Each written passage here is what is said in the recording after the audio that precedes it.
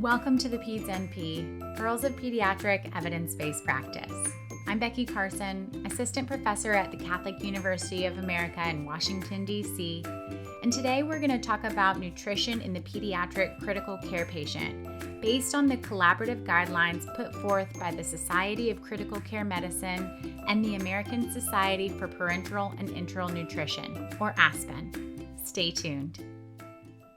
We all know that critically ill children admitted to the ICU are at risk of malnutrition.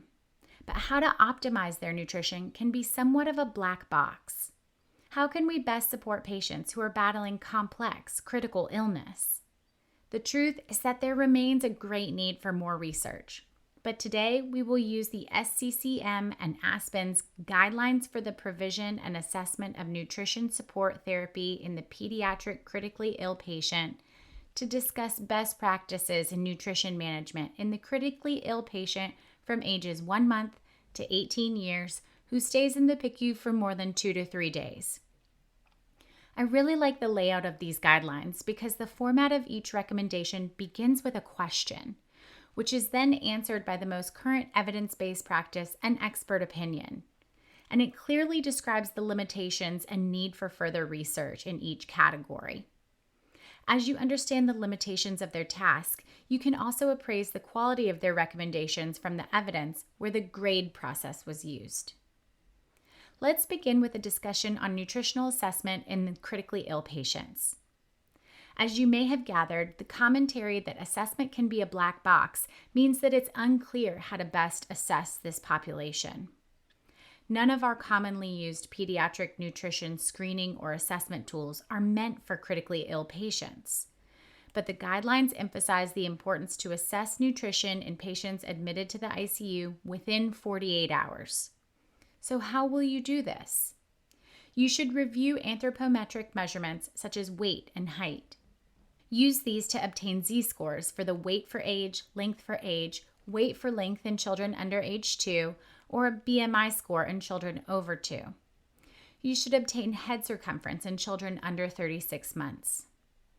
Other key components to assess are the admitting diagnosis, past medical history related to the current illness, the patient's functional status and diet or nutritional status prior to admission, biochemical lab analysis if needed, and a nutrition-focused physical exam. A great example of this came in our class discussion of a school-aged girl admitted with a CNS infection who was ill for a week prior to the admission with poor PO intake. But she also had some subacute or even chronic malnutrition based on the family's low socioeconomic status and geographic location of their home in a food desert. If access to healthy foods or parental knowledge mean that a family is buying dinner at 7-Eleven, you can guess that there will be some degree of macronutrient and or micronutrient deficiency even before the critical illness takes place. In our example, the patient was currently intubated and sedated, so all of this information really impacts your global picture of her nutritional status and needs. Your job is not done once you assess the admission nutrition status. It's important to reevaluate at least weekly. Now that you've assessed for malnutrition, it's time to determine the specifics of providing the caloric needs for your patient.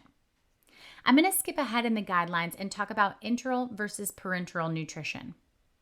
The preferred form of nutrition in an ICU patient is enteral nutrition, initiated within 24 to 48 hours of admission unless there are contraindications. Tube feeding can be safely administered, even to patients getting vasopressors. So if the gut works, use it. You should monitor for signs of intolerance, such as abdominal distension, blood in the stool, or vomiting. Although gastric residuals are frequently used as a measure of intolerance, there is no strong correlation that is reliable to say that a large gastric residual volume indicates intolerance.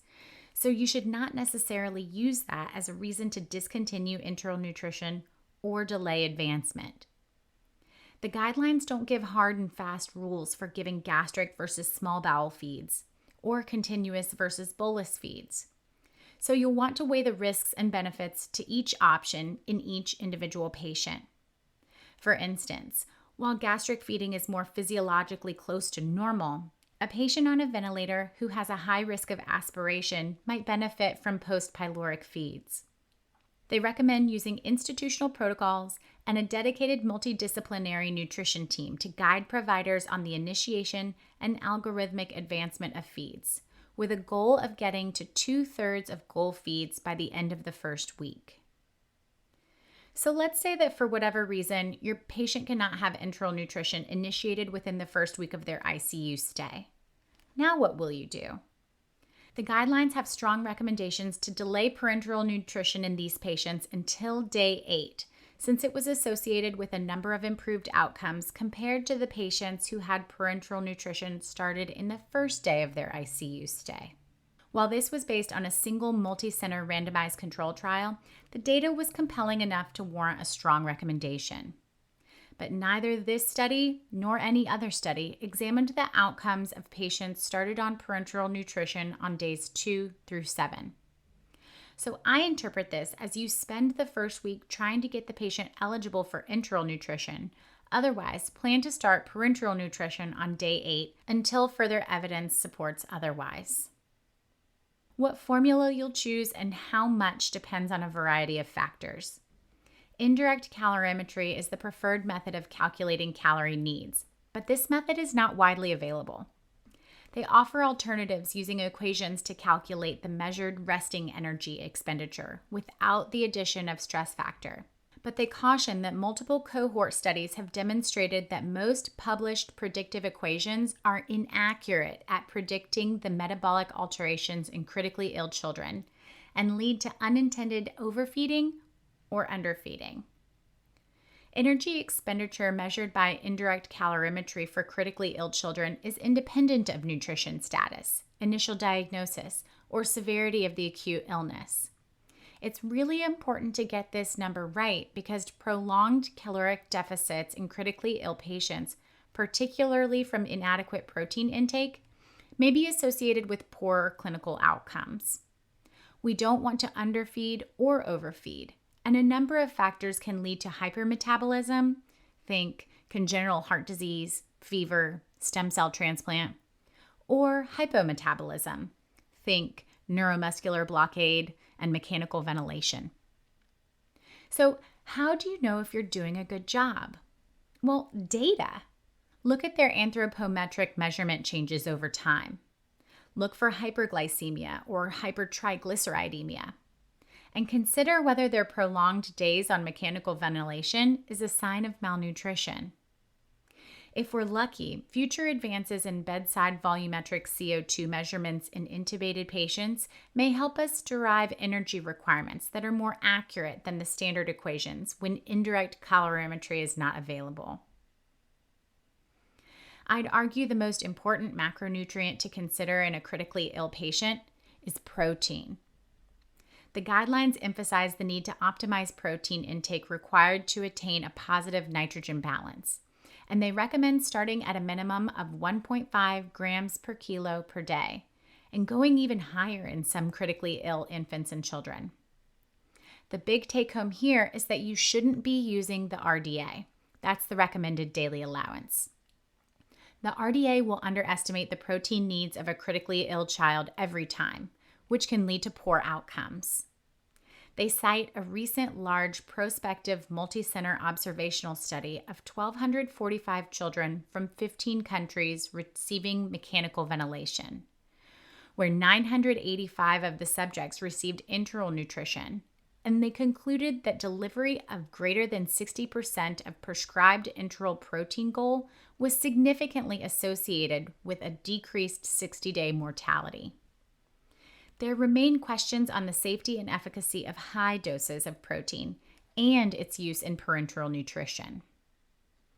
A strong recommendation against the use of immunonutrition in critically ill children. Several dietary components, including glutamine, arginine, nucleotides, omega-3 fatty acids, fiber, antioxidants, selenium, copper, and zinc, have been used in various combinations to modulate dysregulated immune responses induced by critical illness, injury, and surgery. The evidence is gray, inconclusive from multiple perspectives, and simply does not show clinically relevant outcomes for its use in PICU patients. No matter which way you slice it, you can feast on some hearty take-home points here. Assess nutrition early and often in PICU patients in order to optimize their caloric needs during critical illness. Unless other complicating factors arise, gastric enteral nutrition initiated within 24 to 48 hours of admission to the PICU is the recommended means of providing nutrition to these patients, with a goal of achieving at least 2/3 of their caloric goal obtained through indirect calorimetry within the first week of admission.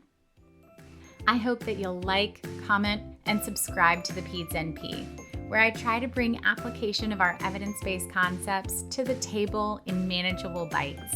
There is no financial support or conflict of interest in this or in any episode of the Peds NP.